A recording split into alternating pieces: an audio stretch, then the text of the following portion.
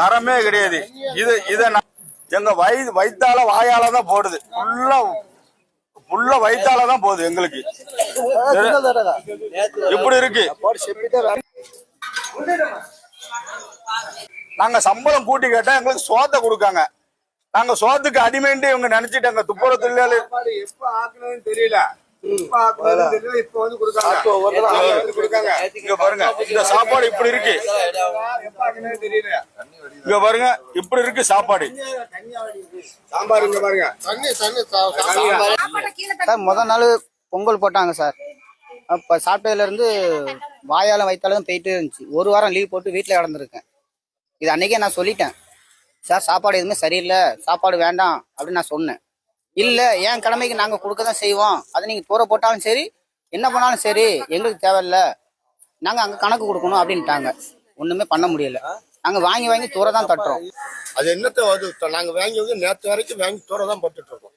இந்த சாப்பாடு நாங்க கடையில வாங்கி சாப்பிட்டுருவோமா?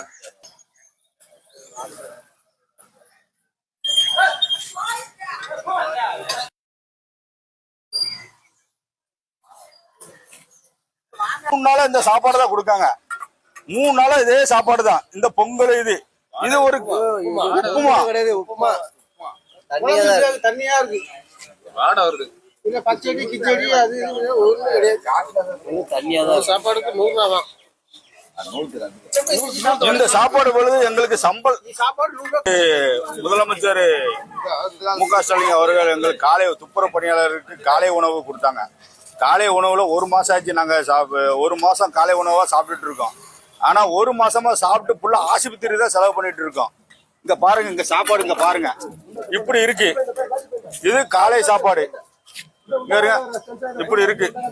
சாப்பாடு இப்படி இருக்கு. இந்த சாப்பாடை போட்டு எங்களை கொல்ல பார்க்காங்க இந்த மு.க. ஸ்டாலின் அவங்க. நாங்க சாப்பாடுக்கு வரல, எங்களுக்கு சம்பளம் கூட்டி கொடுங்கன்னு வரோம். 540 ரூபா சம்பளம் எங்களுக்கு கொடுக்காங்க. எங்களுக்கு சம்பளம் 700 ரூபா 800 ரூபா கொடுங்கன்ட்டு நாங்க கேட்கிறோம். ஆனா அவங்க சம்பளத்தை பொறுத்து இந்த சாப்பாடை போட்டு எங்களை ஏமாத்துறாங்க.